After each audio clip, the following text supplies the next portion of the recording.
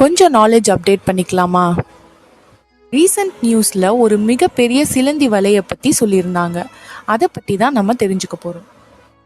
Greece மற்றும் Albania இந்த 2 நாடுகளோட பார்டரில் சல்ஃபர் கேவ் அப்படின்னு சொல்லிட்டு ஒரு இடம் இருக்குங்க. அந்த சல்ஃபர் கேவ்ல கிட்டத்தட்ட 1,10,000க்கும் மேலே சிலந்திகள் ஒன்றா கூட்டாக சேர்ந்து கம்யூனல் வெப் அப்படின்னு ஒன்று கட்டியிருக்குங்க. இந்த வலை பார்த்தீங்கன்னா கிட்டத்தட்ட 1140 சதுர அடி பரப்பளவில் இருக்கான். இதில் ஆச்சரியமான விஷயம் என்னன்னா, எப்போவுமே ரைவல்ஸாக கருதப்படுற 2 வகையான சிலந்தி இனம் இதில் சேர்ந்து வாழுதுங்களாம். பான்ஃபனல் வீவர் அப்படிங்கிறது ஒரு காமன் ஹவுஸ் ஸ்பைடருங்க, எல்லா இடத்துலையும் பார்க்கக்கூடியது.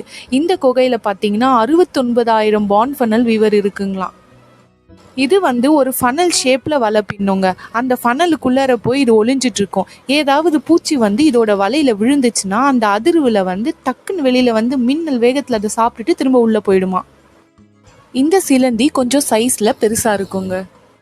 இன்னொரு வகையான ஷீட் வீவர் ஸ்பைடர் பார்த்தீங்கன்னா சைஸில் ரொம்ப சின்னதாக இருக்கும். இது ஷீட் மாதிரி ஒரு வெப் கிரியேட் பண்ணும். அதில் இது அடியில் இருக்கும். பூச்சி ஏதாச்சும் அந்த வலையில் விழுந்துச்சுன்னா இது வெளியில் அந்த பூச்சியை சாப்பிட்டுட்டு மறுபடியும் அடியில் போயிடும். இந்த 2 இனங்களும் ஒன்று சாப்பிடக்கூடிய எதிரி வகைகள்ங்க. ஆனால் இந்த குகையில் பார்த்தீங்கன்னா 2 உயிரினங்களும் ஒன்றா சேர்ந்து வாழ்ந்து ஒன்றா ஒரு வெப்பை கட்டியிருக்கு. இதுக்கான காரணமாக 2 விஷயத்த ரிசர்ச்சர்ஸ் சொல்கிறாங்க. ஒன்று பார்த்தீங்கன்னா இது சல்ஃபர் கேவ் அப்படிங்கிறதுனால நிறைய மைக்ரோப்ஸ் அங்கே வளர்ந்துருக்கும். அதனால் உணவு தட்டுப்பாடு இல்லாததுனால போட்டி இல்லாமல் 2 உயிரினங்களும் ஒரே இடத்துல வாழறதுக்கான வாய்ப்புகள் இருக்குது.